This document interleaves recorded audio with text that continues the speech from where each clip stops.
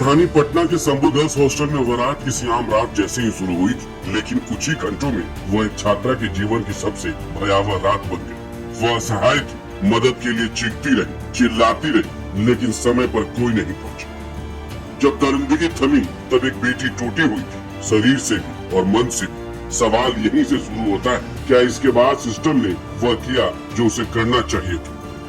राजधानी के हॉस्टल में एक छात्रा के साथ हुई कथित दरिंदगी सिर्फ एक जघन्य अपराध नहीं थी, यह उस पल की कहानी है जब एक बेटी टूट गई और उसके बाद धीरे धीरे वह सिस्टम भी बेनकाब होता चला गया, जिससे उसका सबसे बड़ा संरक्षण होना चाहिए। इस मामले में सवाल अब केवल अपराधियों के नहीं है, बल्कि पुलिस, डॉक्टर और प्रशासन की भूमिका पर। यह रिपोर्ट भावनाओं की जमीन पर खड़े होकर तथ्यों की रोशनी में उस पूरे घटनाक्रम को सामने रखती है जिसने बिहार की न्याय व्यवस्था को कटघरे में खड़ा कर दिया। दरअसल बिहार की राजधानी पटना में नीट की तैयारी कर रही छात्रा के साथ सामूहिक दुष्कर्म और उसकी संदिग्ध मौत के मामले ने तूल पकड़ लिया है, जिससे पूरे बिहार में आक्रोश। पुलिस प्रशासन इस मामले को लेकर पूरी तरह एक्शन मोड में और गठित एसआईटी ने अपने तफ्तीश का दायरा बढ़ा दिया है।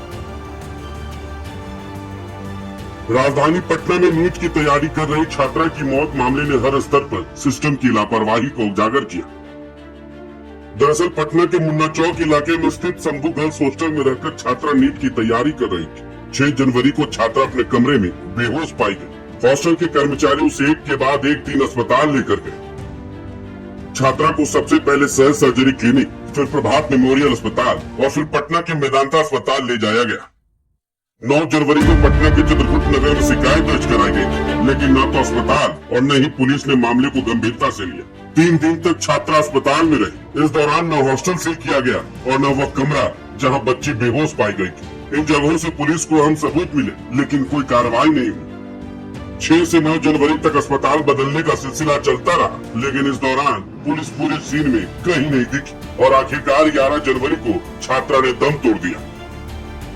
पटना से आई इस खबर ने पूरे सिस्टम को कटघरे में खड़ा कर दिया।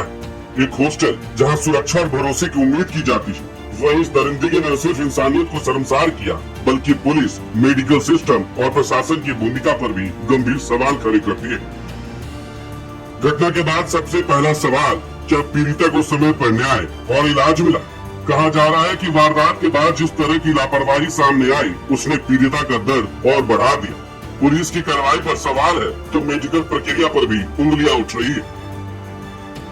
दरअसल जहानाबाद जिले की रहने वाली नीट छात्रा गायत्री कुमारी पटना के कंकरबाग स्थित मुन्ना चौक इलाके में शंभू गर्ल्स हॉस्टल में रहकर नीट की तैयारी कर रही थी। बीते दिनों उसकी संदिग्ध परिस्थितियों में मौत हो गई थी। शुरुआती जांच में पुलिस ने मामले को आत्महत्या से जोड़ने का प्रयास किया, लेकिन पोस्टमार्टम रिपोर्ट सामने आने के बाद कई गंभीर आपराधिक पहलुओं का खुलासा हुआ।